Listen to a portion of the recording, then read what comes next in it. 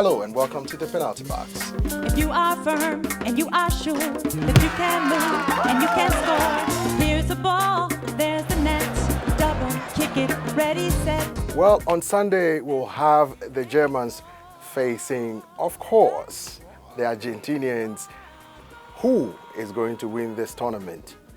World Cup 2014 in Brazil. I'm Peter Clottey. Welcome once again to the Penalty Box. Will it be the German Mannschaft, led by Philipp Lahm, Bastian Schweinsteiger, Jerome Boateng, and the rest?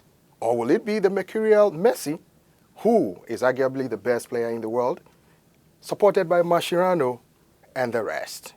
The experts are here, and they will dissect the scenario ahead of the finals on Sunday. So, guys, what say you?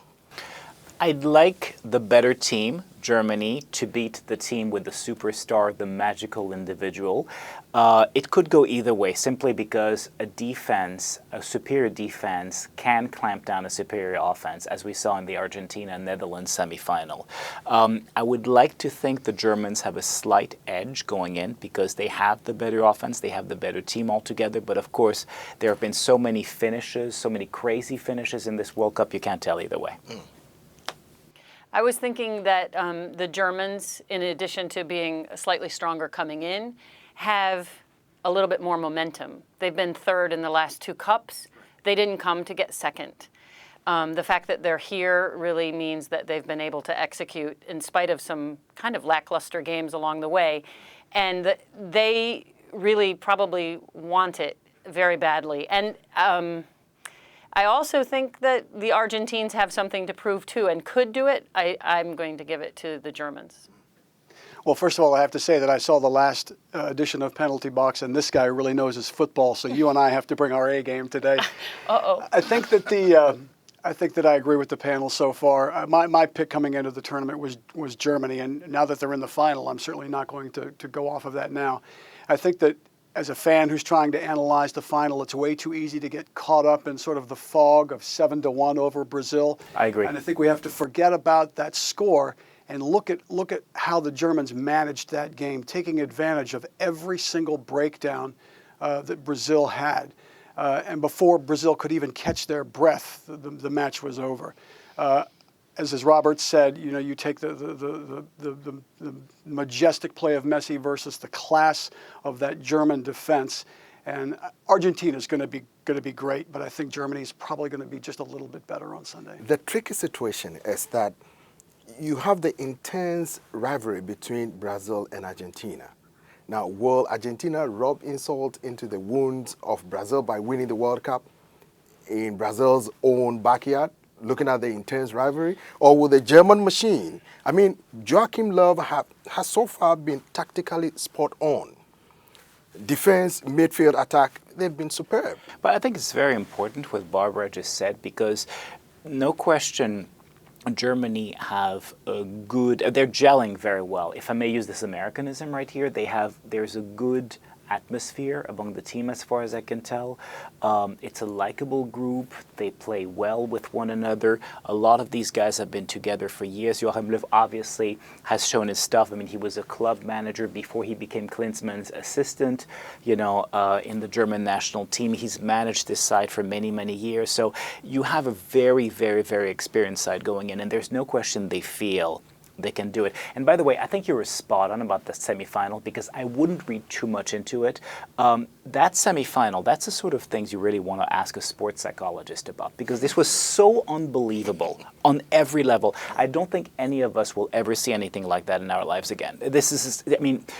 If I were Brazil, if I were Scolari, if I were David Luiz, all of these Brazilian stars, I would just try to the extent possible to get a couple of good nights sleep and then start over from there and forget that this game ever happened. I don't think anything like that is imaginable, will be seen again, One thing most people tend to forget is that Sabella, who is the coach of the Argentina national team, who is exposed to the English league for some time because he played there as a football player for a number of teams, has been quiet but very astute. He's been able to outmaneuver some of his opponents. Will he be up to the challenge of Joachim Löw? This makes me think of the 1990 final, in which you had a superior or at least the best team in the field. German team, highly attacking, knew how to play with one another going into the final. And the Argentine tactic with one superstar, Maradona at the time, was to clamp down on defense and try taking it to penalty kicks, and it very, very nearly succeeded. So this may be what happens this time around.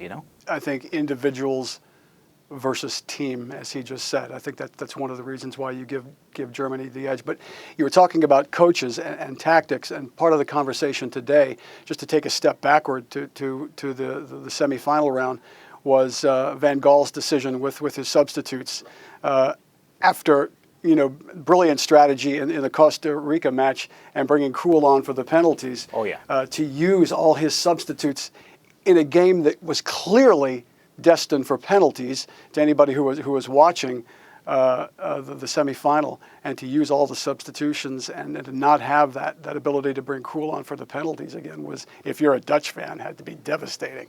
Yeah.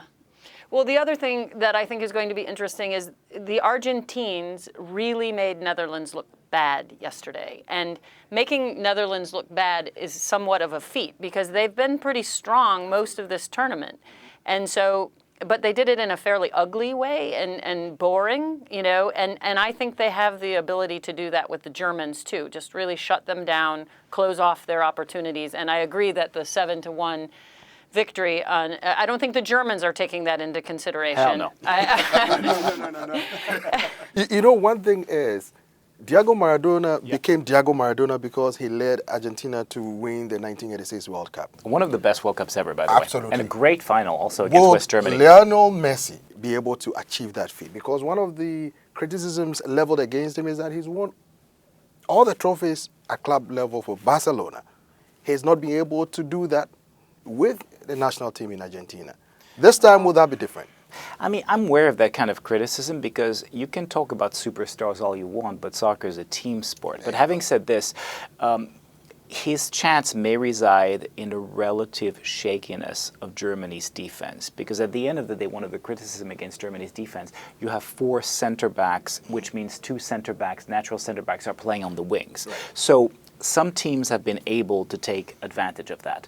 Let's recall Ghana's very good performance, right, in the group stage match. But nonetheless, that's going to be his chance, So will he by himself have enough firepower to make up for all the German onslaughts in the final? I suppose, time will tell. But don't forget, you have Angel Di Maria, you have Philip Aguero. You have quite a potent force. He has a lot of support. They are very good. If not, they would not have made it to that level. Maybe I'm taking also the group stage matches into consideration, where clearly Messi's brilliance showed, and you really got the sense that everything was going through him. Let me ask you, Barbara, you saw Brazilians humiliated. What was your assessment? Well, my introduction to World Cup soccer was as a college student living in Brazil in 1982. Really? Yeah, when they lost in the quarterfinal, I think. To Italy. Yes. Great game.